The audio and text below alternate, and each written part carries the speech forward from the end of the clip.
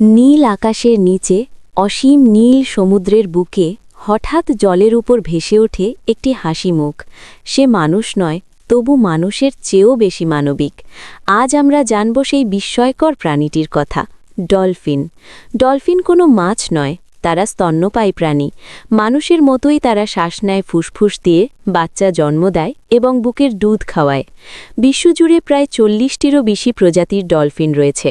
কেউ থাকে গভীর সমুদ্রে, কেউ আবার নদীর বুকে, যেমন আমাদের দেশের গঙ্গা নদীর শুশুক।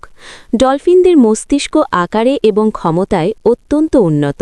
তারা একে অপরকে নাম ধরে যাকে আয়নায় নিজেকে চিনতে পারে, দল বেঁধে শিকার করে, এমনকি সমস্যার সমাধানও করতে পারে। বিজ্ঞানীরা বলেন, মানুষের পরেই ডলফিনদের বুদ্ধিমত্তা সবচেয়ে বেশি। ডলফিনের রয়েছে এক অসাধারণ ক্ষমতা, ইকোলোকেশন।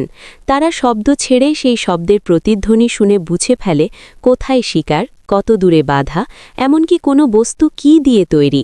অন্ধকার পানিতেও তারা যেন চোখ খুলে দেখতে পায়। ইতিহাসে এমন বহু ঘটনা আছে যেখানে ডলফিন ডুবে যাওয়া মানুষকে বাঁচিয়েছে, হাঙরের হাত থেকে রক্ষা করেছে। তারা মানুষকে ভয় পায় না, বরং কৌতূহল নিয়ে কাছে আসে। এই কারণেই ডলফিনকে বলা হয় সমুদ্রের বন্ধু। ডলফিনরা একা থাকে না, তারা পরিবার নিয়ে থাকে, বাচ্চাদের যত্ন নেয়, আঘাতপ্রাপ্ত সঙ্গীকে কখনো একা ফেলে যায় না। মৃত সঙ্গীর জন্য ডলফিনদের শোক প্রকাশ করার ঘটনাও বিজ্ঞানীরা লক্ষ্য করেছেন। এটা প্রমাণ করে ডলফিন শুধু বুদ্ধিমান নয়, আবেগপ্রবণও। কিন্তু এত গুণ থাকা সত্ত্বেও আজ ডলফিনরা বিপদের মুখে।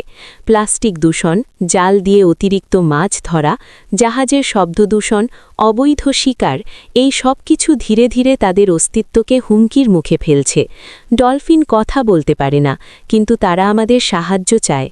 সমুদ্র পরিষ্কার রাখা, প্লাস্টিক ব্যবহার কমানো, বন্যপ্রাণী সংরক্ষণ, এই ছোট ছোট কাজই পারে ডলফিনদের ভবিষ্যৎ বাঁচাতে।